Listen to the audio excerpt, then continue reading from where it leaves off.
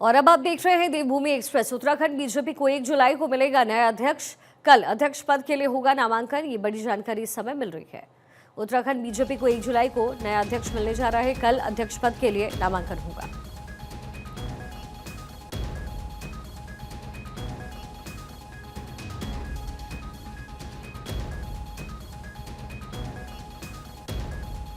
Uttarakhand BJP को 1 जुलाई को नया अध्यक्ष मिलने जा रहा है। कल अध्यक्ष पद के लिए नामांकन फाइल किया जाएगा, ये बड़ी खबर।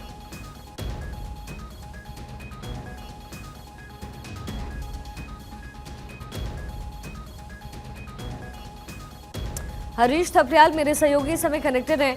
हरीश, क्या कुछ जानकारी हो और किन नामों पर चर्चा चल रही है? देखिए, लंबे समय से उत्तराखंड में जो प्रदेश अध्यक्ष महेंद्र भट्ट हैं, उनके राज्यसभा जाने के बाद उत्तराखंड में प्रदेश अध्यक्ष की सीट खाली होने से ये चर्चा चल रही थी कि उत्तराखंड में नया प्रदेश अध्यक्ष कब मिलेगा। लेकिन अब जो इंतजार था वो खत्म होने वाला है और जल्द ही, क्योंकि चुनाव प्रभारी और चुनाव अधिकारी की नियुक्ति हो चुकी है। उत्तराखंड में जो बीजेपी के विधायक और बीजेपी के वरिष्ठ नेता है खजान दास, उनको चुनाव प्रभारी बनाया गया है और केंद्र से भी जो प्रभारी हैं उनकी भी यहाँ पर नियुक्ति कर दी गई है। और ये उम्मीद बताई जा रही है कि जल्द ही उत्तराखंड को नया भाजपा का प्रदेश अध्यक्ष मिलने वाला है। कुछ संभावित नाम है जिनमें जो है बीजेपी के 3 से 4 नाम है, जिनमें प्रमुखता से खुद जो अभी वर्तमान प्रदेश अध्यक्ष है महेंद्र भट्ट, ये भी हमारे सूत्र ये बता रहे हैं कि जो महेंद्र भट्ट है उनको भी रिपीट किया जा सकता है। और इसके अलावा जो संगठन के महामंत्री हैं आदित्य कोठारी, उनके नाम पर भी चर्चा चल रही है। इसके साथ साथ जो बीजेपी के वरिष्ठ नेता हैं सुरेश जोशी, उनके नामों पर भी चर्चा हो सकती है। लेकिन सूत्र ये बता रहे हैं कि जो प्रदेश अध्यक्ष और राज्यसभा सांसद है महेंद्र भट्ट, उनको रिपीट किया जा सकता है। और इसका जल्द, जो लंबा समय से इंतजार किया जा रहा था और अब जल्द इंतजार खत्म होने वाला है और जल्द ही उत्तराखंड को नया बीजेपी का प्रदेश अध्यक्ष मिल पाएगा। क्योंकि 2027 में विधानसभा का चुनाव होना है, तो इससे पहले उत्तराखंड में बीजेपी को नया प्रदेश अध्यक्ष मिलने का लंबे समय से इंतजार किया जा रहा है। चलिए ठीक है हरीश, बहुत शुक्रिया इस पूरी इन्फॉर्मेशन के लिए। देहरादून से बड़ी खबर है। आपदा प्रबंधन विभाग की बड़ी बैठक। उत्तराखंड राज्य आपातकालीन परिचालन केंद्र में ये बैठक है। सीएम धामी की अध्यक्षता में ये बैठक रखी गई। लैंडस्लाइड, बारिश और आपात स्थिति को लेकर के बैठक हुई है। सीएम धामी ने अधिकारियों को दिशा निर्देश दिए। आपदा प्रबंधन विभाग की बड़ी बैठक हुई है। उत्तराखंड राज्य आपातकालीन परिचालन केंद्र में ये बड़ी बैठक हुई है। सीएम धामी की अध्यक्षता में बैठक रखी गई। लैंडस्लाइड, बारिश और आपात स्थिति को लेकर के बड़ी बैठक हुई है।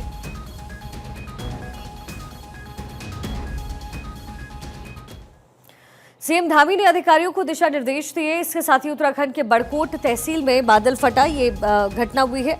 बादल फटने से निर्माणाधीन होटल को भारी नुकसान की जानकारी। 9 मजदूर बह गए। रेस्क्यू ऑपरेशन लगातार जारी है। हादसे को लेकर के सीएम धामी ने दुख जाहिर किया है। प्रशासन ने जारी की है लापता मजदूरों की भी सूची। सभी मजदूर नेपाल मूल के बताए जा रहे हैं। दूजेलाल, उम्र 65 वर्ष, दूसरा नाम है केवल थापा का, जिनकी 43 वर्ष की आयु बताई जा रही है। रोशन चौधरी 40 साल के, विमला धामी 36 साल, कल्लूराम चौधरी 55 साल, बॉबी 38 वर्ष, छोटू उम्र 22 वर्ष, प्रियांश उम्र 20 वर्ष, मनीष धामी 40 साल के।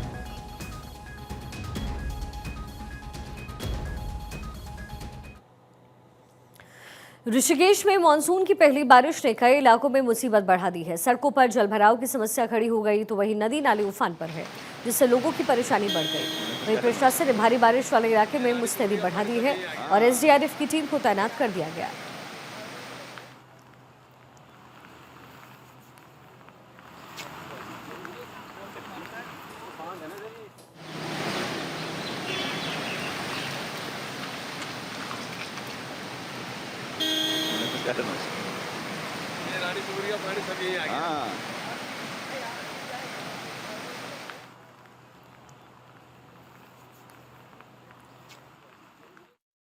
पहाड़ों पर लगातार हो रही बारिश का असर अब मैदानी इलाकों में भी देखने को मिल रहा है। जगह जगह पर जल भराव की समस्या उत्पन्न हो रही है, जिसको लेकर के एसडीआरएफ की टीम मुस्तैद है। और अभी तक ऋषिकेश में गंगा का वाटर लेवल वार्निंग लेवल से नीचे बह रहा है, लेकिन 36 घंटे का अलर्ट ये मुसीबत और बढ़ा सकता है। ऋषिकेश से कृष्णा रावत डोभाल, भारत 24। खबर अब उत्तराखंड के लक्सर से, जहां पर पहाड़ों पर हो रही बारिश का मैदानी इलाकों पर असर दिखना शुरू हुआ। भारी बारिश के बाद लक्सर की सोलानी नदी का जलस्तर बढ़ा है। जलस्तर बढ़ने की वजह से किसानों को भी फसलों की चिंता सताने लगी। बताया जा रहा है कि 2 साल पहले भी लक्सर जलमग्न हो गया, जिससे भारी नुकसान हुआ और इस बार भी नुकसान की चिंता सता रही है।